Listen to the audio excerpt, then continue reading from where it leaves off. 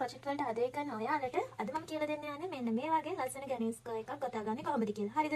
මේ ගැනීම් ස්කෝර් එක ගොතන්න ඔයාලා කැමති කලර්ස් පාවිච්චි කරන්න පුළුවන්. අද මම කලර්ස් දෙකක් පාවිච්චි කරලා ඔයාලට මේ ගැනීම් ස්කෝර් එක ගොතන්නේ කොහොමද කියලා කියලා දෙන්න යනවා. හරිද? මම කලින් සතියේ ඔයාලට සිම්බල්ස් chart එක අපි බලාගන්නේ කොහොමද කියලා අපි එදිනෙදා භාවිතා වෙන සිම්බල් chart සංකේත කිහිපයක් කියලා දුන්නා. ඉතින් ඒ සංකේතත් භාවිතා කරගෙන මම ඔයගොල්ලන්ට මේකේ chart එක වීඩියෝ එකේ අන්තිමට දෙනවා. ඔයගොල්ලෝ ස්ක්‍රීන්ෂොට් එකක් අහලා ඒක මේ ගොතන්න භාවිතා කරන්න. මේ වීඩියෝ එක බැලුවෙ නැති කට්ටිය ඉන්නවා නම් ඒකත් බලන්න කියලා ආදරෙන් ඉල්ලනවා. හරි. මුලින්ම අපිට කරන්න තියෙන්නේ චේන් පහක් ගොතා ගන්න. හරිද? චේන් පහ ගොතන්න මුලින්ම ස්ටිච් එක දාගෙන ගොතමු. 1යි 2යි 3යි 4යි 5යි. හරිද? ගොඩාක් මේ චේන් තද කරන්න එපා. හරිද? චේන් එක ඊට පස්සේ අපි මෙහෙම ජොයින් කරලා මුලින් ගොතපු චේන් එකට මේක ජොයින් කරගන්න ඕනි. හරිද?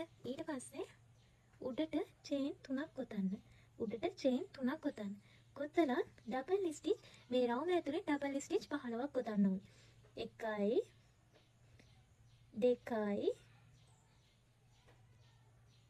3යි 4යි 5යි 6යි 7යි 8යි 9යි 10යි 11යි 12යි 13යි 14යි 15යි. හරිද? දැන් අපි මේ රවුම ඇතුලේ ඩබල් ස්ටිච් 15ක් ගොතාගත්තා. හරිද? මෙතනදී අපි දැන් ඔයාලට මතක ඇති අපි පටන් ගත්තේ චේන් 3ක් දාලා. හරිද? තියෙන චේන් 3 1යි 2යි 3. මෙන්න මේ උඩ තියෙන තුන්වෙනි චේන් එකට අර දෙක නෙමෙයි තුන්වෙනි චේන් එකට අපි මේ නූල සම්බන්ධ කරගන්න. හරිද? මෙන්න මෙහෙම මුල් රවුම අපි ගොතා ගන්නවා.